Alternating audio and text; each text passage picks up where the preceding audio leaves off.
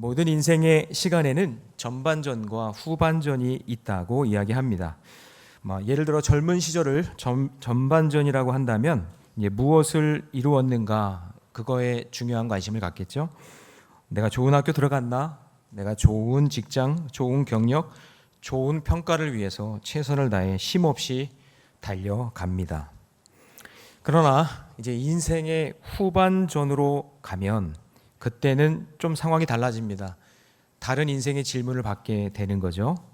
전반전에 하나님이 주신 그 선물을 가지고, 최선을 다해 달려왔던 그 선물을 가지고 하나님의 뜻을 위해, 생명 살리는 일을 위해 내가 어떻게 살아왔느냐, 내가 무엇을 남겼느냐, 하나님 앞에 섰을 때 하나님이 나한테 뭐라고 하실까, 그것을 우리 이제 관심을 가져야겠죠.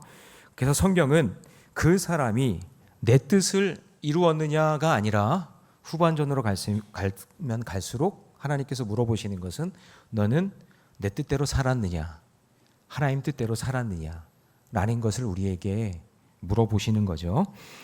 그래서 사무엘하 18장은 다윗의 셋째 아들 압살롬의 이 죽음을 기록하면서 한 가지 특별한 사실을 함께 전합니다.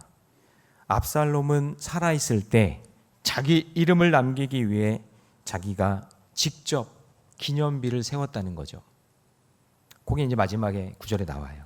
자, 그러나 결국 그가 남긴 것은 기념비가 아니라 17절과 18절에 보면 먼저 돌 무더기만 남겼더라, 그렇게 이야기를 한다는 거죠. 자, 반면에 다윗은 실수도 많았고 실패도 있었지만 하나님을 향한 믿음 때문에 오늘까지 믿음의 사람으로 다윗을 기억하고 있습니다. 오늘 말씀은 우리 모두에게 한 가지 질문을 던집니다. 바라기는 여러분의 인생의 후반전에는 심판과 수치가 쌓인 돌무더기가 아니라 아름다운 신앙의 기념비가 남기를 주님의 이름으로 축복합니다. 자, 그러면 세 가지를 나눠보려고 하는데요. 내 인생의 후반전에 세울 기념비, 그 첫 번째는 받을 보상보다 말씀을 세워야 된다라는 겁니다. 자, 한 병사가 상수리 나무에 대롱대롱 매달려 있는 압살롬을 발견합니다. 압살롬은 전쟁에 져서 막 도망가고 있어요. 도망가고 있는데 자기가 제일 자랑하고 있던 아름다운 머릿결, 그 머릿결이 상수리 나무에 걸린 거예요. 자, 이것을 발견한 그 사람이 칼을 들고 압살롬을 얼마든지 죽일 수 있었지만 그렇게 하지 않습니다. 그러자 요압이 말합니다. 왜 죽이지 않았느냐? 네가 압살롬을 죽였으면 은 10개와 띠 하나를 주었을 것이다. 요압의 성품은 언제나 자기 생각에 옳은 대로 이야기한단 말이죠. 왕의 명령보다 자기 판단을 앞세우는 사람입니다. 그러나 이 이름 모를 병사는, 글쎄요, 병사인지 장군인지 모르겠지만 이 사람은 이미 앞에서 다윗의 왕이 선포한 명령, 나를 위하여 젊은 압살롬을 너그러이 대우하라고 명령한 말씀을 기억하고 있었던 것입니다. 이 병사는 보상보다, 자기가 받을 상보다 왕의 명령을 더 중요하게 여겼던 것이죠. 그래서 여러분, 인생의 후반전의 기념비는 어떤 보상이나 사람들의 박수나 칭찬이 아니라 하나님의 말씀으로 세워져야 합니다. 아멘. 세상은 결과를 칭찬합니다. 그렇지만 하나님은 그것이 아니라 우리의 순종을 기억하십니다. 아멘. 다니엘은 워낙 탁월한 사람이어서 느부갓네살 왕이 차려주는 음식을 잘 받아먹고 눈치 살살 보면서 우상 숭배 잘하면 더 출세할 수 있었습니다. 그러나 다니엘은 사람의 인정보다 하나님의 뜻을 선택했습니다. 그렇기 때문에 나라가 바뀌고 왕이 바뀌어도 죽을 때까지 하나님 앞에 쓰임받는 인생이 되었습니다. 아멘. 결국 하나님께서는 다니엘을 더 높이셨고 그의 믿음은 오늘날까지 뜻을 정한 사람이다 라고 하면 다니엘을 딱 떠올리는 것처럼 그 다니엘이라는 이름이 기념비 자체가 된 것입니다. 여러분, 어떤 운동선수가 기록을 세우기 위해 금지된 약물을 복용했다고 한다면 그 금지된 약물을 통해서 기록을 깼어도, 세계 기록을 세웠어도 순간의 박수는 받을 수 있지만 시간이 지나면 모든 기록은 취소되고 부끄러운 이름만 남게 되는 겁니다. 반대로 정직하게 경기한 선수는 우승은 못했어도 그 사람의 이름은 부정한 사람의 이름이 아니라 그 경기에서 최선을 다한 사람의 이름으로 남게 되는 것입니다. 그래서 후반전은 그 사람의 업적이 아니라 날마다 말씀대로 순종하며 살아온 인격이라는 것을 잊지 마시기 바랍니다. 어떤 갓난아기가 엄마 젖을 많이 먹고 나서, 엄마 젖을 충분히 먹고 나서 이 아이가 어머니, 저 충분히 먹었으니 일주일 동안 안 먹어도 됩니다 하는 아기 보신 분 계세요? 저는 4명을 키워봤지만 그런 애들 한 명도 없었습니다. 언제나 젖달라고 보채고 울고 안달입니다. 이런 아이가 어디 있습니까? 아이는 계속 젖을 줘야, 계속 먹여야 성장하는 겁니다. 그래서 베드로전서 2장 2절에 같이 한번 읽어볼까요? 시작. 갓난 아기들 같이 순전하고 신령한 젖을 사모하라. 이는 그로 말미암아 너희로 구원에 이르도록 자라게 하려 합니다. 아기는 계속 달라고 합니다. 안 주면 막 웁니다. 젖이 안 나오면 젖을 깨뭅니다. 젖 달라고. 여러분, 갓난 아기처럼 하나님의 말씀을 매일 사모하며 순종하는 인생이 아름다운 기념비가 되는 겁니다.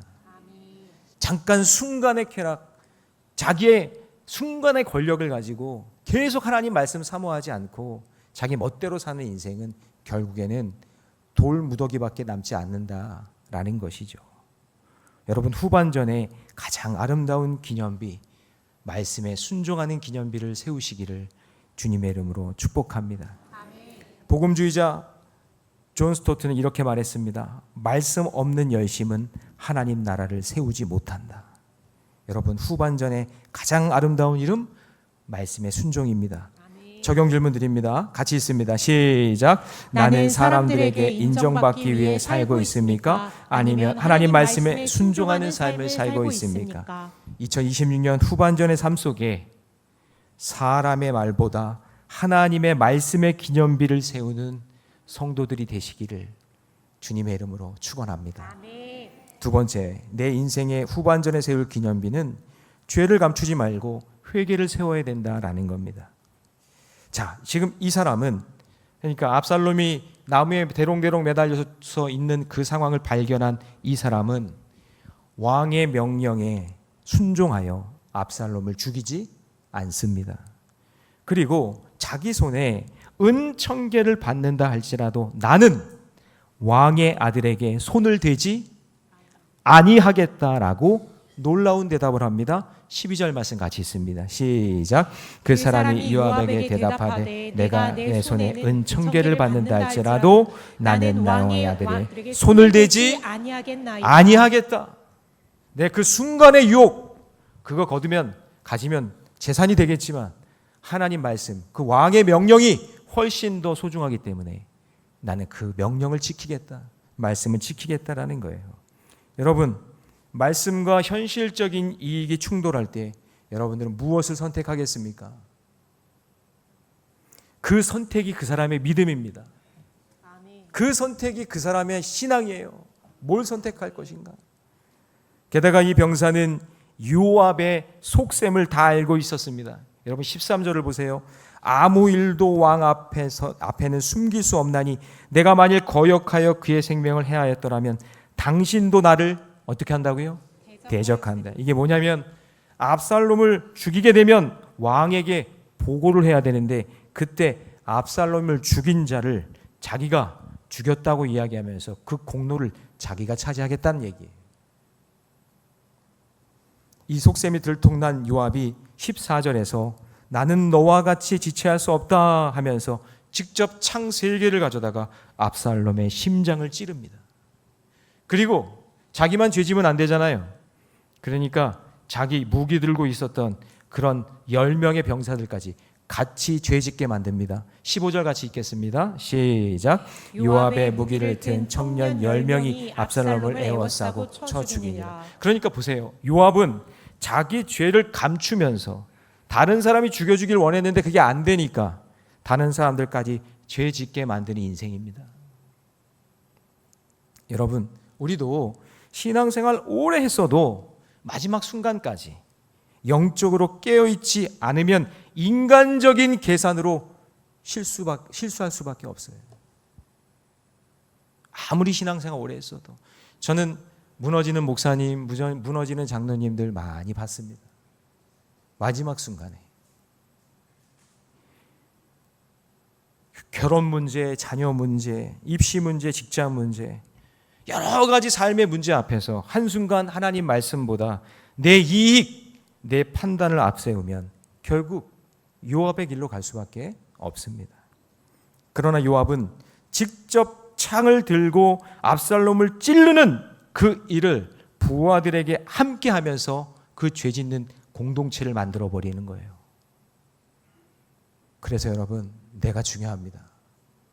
직분자가 중요합니다. 우리 아버지들이 중요합니다. 여러분들이 영적으로 깨어있지 않으면 온 가족이 죄 짓는 길에 들어설 수 있기 때문에 그래요. 깨어있으셔야 됩니다. 힘들고 어려워도 말씀 중심으로 사셔야 됩니다. 하나님 중심으로 살아야 됩니다. 성전 중심으로 사셔야 돼요. 압살롬은 아버지를 거역했고 왕을 대적했고 하나님의 질서를 무너뜨렸습니다. 그의 죽음은 어찌 보면 당연한 결과일 것이고 하나님께 심판받은 것입니다. 이걸 봐도 죄를 오래 숨길 수 없고 심판은 사라지지 않는다는 걸 우리에게 말씀해 주시는 거겠죠. 여러분, 후반전을 아름답게 만드는 사람은 실수하지 않는 사람이 아니라 회개하는 사람입니다. 다시요. 실수하지 않는 사람이 아니라 자기 죄를 회개하는 사람이에요. 베드로는 예수님을 3번 부인했습니다. 그러나 눈물로 회개했고 예수님은 그를 다시 세워 초대교회 지도자로 세워주셨어요. 그래서 베드로가 세운 놀라운 기념비는 무리를 걸어간 게 아닙니다.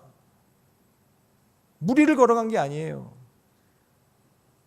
베드로의 인생에서 가장 놀라운 기념비는 자기 인생의 죄에 대해서 하나님 앞에 회개한 거예요. 주님 앞에 회개한 것이 그 인생의 놀라운 기념비가 되는 줄 믿습니다. 아멘. 오래된 집을 리모델링할 때 금이 간 벽을 페인트만 칠하면 문제가 해결되지 않습니다. 잠깐은 가릴 수 있어요. 그런데 균열이 일어나고 나중에 다 드러나게 되어 있습니다. 어제 권순희 권사님 남편 되시는 조색화 성도님 초청하셔서 임종후 예배를 은혜롭게 드리고 우리 큰딸 되시는 조수연 집사님이 인사말을 하게 되는데 제가 그 인사말에 큰 은혜를 받았어요. 그동안 아버지에 대한 상처와 아픔이 정말 많았어요. 제가 다 얘기를 못하겠지만 정말 많았어요. 임종 전에 3남매에게 이 아버지가 얘들아 그동안 정말 미안했다. 여태까지 그런 말 한 번도 해본 적이 없는 분인데 그 3 자녀들에게 얘들아 그동안 정말 미안했다. 이 말 한마디에 이 조수연 집사님 고백이에요. 지금까지 수십 년 동안 쌓아왔던 그 아픔과 상처가 정말 너무 신기하게 눈 녹듯이 다 아멘 할 때까지 싹. 아유, 자기들 일 아니라고 아멘도 안 하고 다시요. 눈 녹듯이 그냥 싹 사라져 버렸대요. 그 기적을 경험했대요. 그 기적. 여러분, 그러니까 여러분 인간이 참 연약한 거예요. 그래서 수십 년이요, 진짜 수십 년 동안 자기를 힘들게 하고 아픔을 주고 눈물을 흘리게 했던 그 아버지인데, 그 아버지가 회개하니까, 용서를 구하니까 지금까지 쌓였던 모든 죄가 눈 녹듯이 사라지는 거예요. 여러분, 자녀들에게 최고로 남길 유언이 뭘까요? 자녀들에게 최고의 유언이 뭘까요? 여러분들이 남길 최고의 유언. 아직도 못 깨달으셨어요? 회개입니다. 뭐라고요? 회개예요, 회개. 그러면 여러분 이런 생각하면 안 돼요. 아, 목사님 그렇구나. 내가 숨이 꼴딱 넘어갈 때 그때 회개하고 그래야지. 그건 진짜 미련한 사람이고. 여러분 살아있을 때 자녀들에게 죄진 거 있으면 빨리 회개하세요. 예. 눈 녹듯이도 없어진대요. 눈 녹듯이. 그게 최고의 유언이에요. 여러분 뭘 물려주시겠어요? 통장 계좌번호 넘겨주실래요? 주식 넘겨주실래요? 땅이요? 여러분 하나도 못 가져가잖아요. 제가 이번 주에만 장례 2건 치렀는데 제가 보니까 하나도 못 가져가시던데요. 관은 한 평도 안 되는데 가져갈 게 아무것도 없어요. 근데 여러분 자녀들에게 남길 정말 최고의 유언은 회개하는 거예요. 회개. 복음주의자 존 맥아더는 이렇게 말했어요. 죄를 인정하는 것이 은혜의 시작이다. 회개 없는 용서는 성경이 말하는 복음이 아니다. 여러분 앞에 보이는 저 십자가의 용도는 어떤 분은 그러더라고요. 죄를 감춰주신대요. 아니에요. 십자가의 용도는 죄를 감추는 것이 아니라 나의 죄를 온전히 회개하라고 주신 겁니다. 그걸 아셔야 돼요. 어떤 분들은 그래요. 아, 목사님 죄에 대한 설교, 회개 설교, 헌금하라는 설교 좀 안 했으면 좋겠어요. 예, 제가 잘 안 하잖아요, 솔직하게. 예, 그렇지만 회개가 빠지면 그것은 기독교가 아닙니다. 자, 적용 질문 같이 한번 읽어봅니다. 다 같이 시작. 나는 후반전을 위해 아직도 감추고 있는 죄가 있습니까? 아니면 회개의 기념비를 세우고 있습니까? 여러분 날마다 십자가 앞에서 나의 죄를 온전히 회개하며 깨끗한 믿음의 기념비를 세워가는 성도들이 되시기 바랍니다. 제발 자랑하지 마세요. 여러분이 여태까지 했던 이룬 거, 그 성공한 거, 그런 거 얘기할 필요 없어요. 그거 가지고 갈 게 아무것도 없어요. 그런 거 얘기해봤자 자녀들은 기뚱으로 만들어요. 그리고 마지막 날에 그런 거 얘기하는 사람 제가 한 번도 못 봤어요. 장례식장에서. 여러분 회개하십시오. 그것이 최고의 유언이고 하나님이 기뻐하시는 기념비가 되는 줄 믿습니다. 여러분 압살롬 얼마나 안타까워요. 회개할 기회를 놓쳤어요. 가룟 유다 얼마나 안타까워요. 회개할 기회를 놓쳤어요. 살아있을 때, 생명이 있을 때 회개하며 살아가는 것, 그게 나를 가장 정결하게 하는 것이고 하나님이 기뻐하시는 것인 줄로 믿으시기 바랍니다. 자, 세 번째요. 내 인생의 후반전에 세울 기념비는 내 이름보다 믿음을 세우는 거예요. 자, 압살롬이 죽었으니 곧 요압이 나팔을 불자 전쟁이 끝납니다. 16절에 보니까 이제 압살롬이 죽었으니까 대적하는 압살롬이 대장이었으니까 딱 죽으니까 전쟁이 끝나요. 그러니까 나팔을 딱 붑니다. 나팔을 불면서 끝났어요. 자, 그리고 압살롬의 최후가 참 비참합니다. 압살롬은 숲풀 가운데 구덩이에 던져졌고 그 위에는 기념비가 아니에요. 큰 돌 무더기가 쌓이네요. 자, 한번 읽어봅니다. 17절 다 같이 시작. 그들이 압살롬을 옮겨다가 숲풀 가운데 큰 구덩이에 그를 던지고 그 위에 매우 큰 돌무더기를 쌓으니라. 온 이스라엘 무리가 각기 장막으로 도망하니라. 자, 여러분 보세요.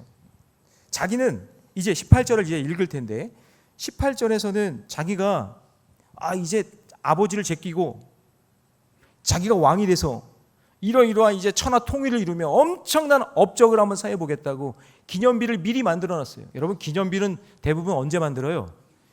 그 사람이 죽고 나면 후손들이 만드는 거 아니에요? 맞죠?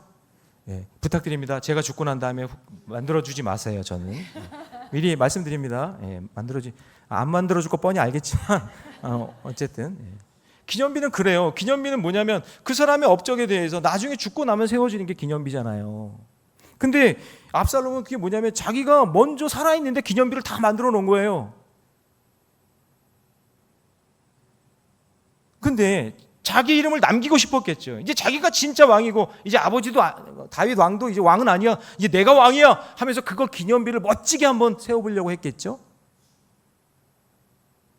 자, 그런데 18절 거기 보면 압살롬이 살았을 때 자기를 위하여 한 비석을 마련해 세워놨잖아요. 그런데 그것은 다 사라지고 뭐만 남아요? 돌 무더기만 남는 거예요. 자, 그럼 여러분 훗날 사람들이 압살롬을 기억할 때 기념비를 기억할까요? 돌무더기를 기념할까요? 돌무더기를 기억하는 거예요. 돌무더기를 기억한다고요. 기념비가 아니라. 자기를 높이기 위해 세운 기념비는 시간이 지나면 다 무너져요. 여러분, 여러분의 인생의 마지막이 이제 다가올 때에 뭘 자랑하시겠습니까? 뭘 세워놓으시겠어요? 하나님 앞에 자랑할 게 아무것도 없는데 지금부터 기념비 만들 준비하고 계십니까? 업적 세울 계획 갖고 계세요? 누가 좀 알아줬으면 좋겠어요? 인정받고 싶으세요? 그 기념비 세워봤자 다 소용이 없습니다. 그런 세상적인 기념비는 하나님이 기뻐하시지 않아요.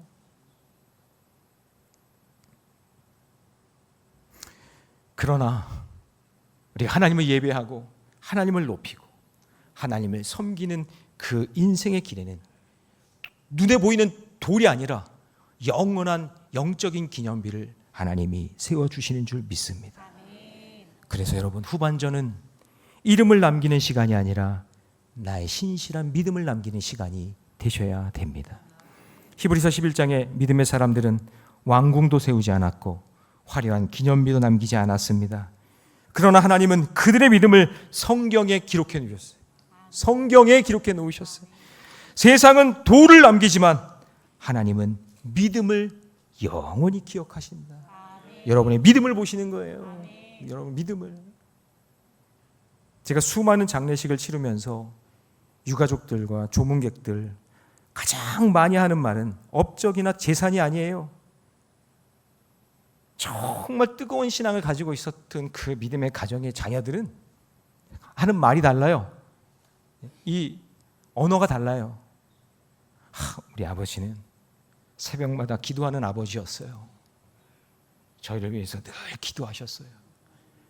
그런 게 남는 거예요. 그런 게 돈이 많이 남기고 뭐 빌딩이 몇 채고 하고 그런 걸 남는 이야기가 아니라 그런 것들은 하나님 보실 때 중요한 게 아니니까 그들이 자손들이 기억하고 그 가족이 기억하는 것은 우리 아버지 어머니가 얼마나 눈물로 기도했고 우리 어머니는 어려운 사람을 끝까지 사랑하셨고 교회를 위해 헌신하고 수고한 그런 아름다운 신앙의 그 모습들을 기억하는 거예요. 그게 사랑하는 자녀들의 선한 열매로 드러나는 거예요. 그게 다른 열매들로 그거를 자랑하는 거지 그게 드러나는 거지 다른 건 아무것도 기억되지 않습니다. 지금 제 기억 속에 그런 거 자랑한 거 하나도 남는 게 없어요.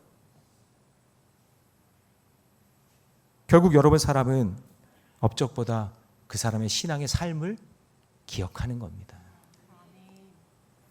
성도의 가장 위대한 유산은 성공이 아니라 하나님을 신뢰하는 믿음의 삶이라는 것을 잊지 마시기 바랍니다. 그래서 후반전에 세워야 할 가장 큰 기념비 신뢰, 그것은 믿음입니다. 성공이 아니라 믿음입니다. 오늘 우리가 세워야 할 기념비는 무엇입니까? 좋은 스펙이 아니라 좋은 신앙을, 높은 자리가 아니라 하나님을 사랑한 삶이고 많은 재산보다 다음 세대에 전할 믿음의 고백, 그것을 남겨주시기 바랍니다.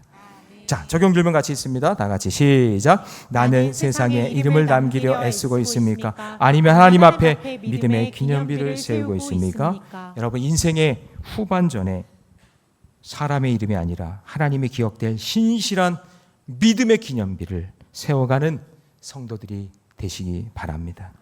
자, 이제 말씀을 정리합니다. 압살롬은 자신의 이름을 위해 기념비를 세웠지만 결국 뭐가 됐어요? 돌 무더기만 기억되는 인생이 되었어요. 내 인생의 끝에 말이죠. 반면에 하나님을 사랑한 믿음의 사람들은 눈에 보이는 기념비는 없어요.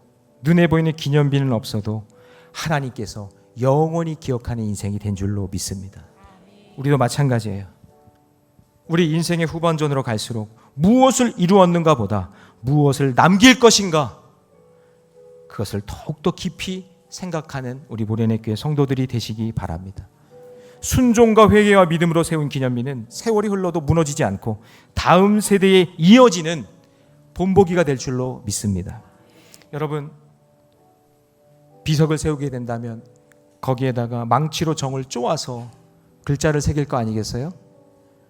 그거를 헬라어로 투포스라고 하는데 그 원어의 뜻이 뭐냐면 본보기가 되다, 그런 뜻이에요. 본보기라는 뜻이 뭐냐면 망치와 정을 들고 돌에다가 글씨를 새기는 게 그게 본보기라, 그런 얘기예요. 여러분, 처음에는 평평하게 있다가 정으로 내려치기 시작하면, 두들겨서 글자를 만들기 새겨지기 시작하면 그 내용을 보고 싶지 않아도 그 글자가 다 보이지 않겠어요? 여러분들이 어떻게 신앙생활 했는지, 어떻게 살아갔는지 하나님이 다 새겨 놓으실 텐데 그거 여러분 본보기가 돼서 다 보여지지 않겠어요? 그렇다고 한다면 오늘도 하나님 앞에서 양손에 정과 망치를 들고 여러분의 기념비에 무엇을 새기고 싶으세요? 여러분의 자녀들이, 자손들이 먼 훗날 나를 봤을 때, 내 기념비를 봤을 때 무엇이 남겨져서 무엇이 본보기가 되셨으면 좋겠어요? 저는 바라기는 여러분이 순종했던 그 믿음의 이야기, 온전히 회개했던 이야기, 신실한 믿음의 이야기가 새겨진 기념비가 여러분의 가정에 세워지기를 바랍니다. 그런 믿음으로 살아가고 그런 간증이 있는 그런 삶이 되시기를 주님의 이름으로 축원합니다.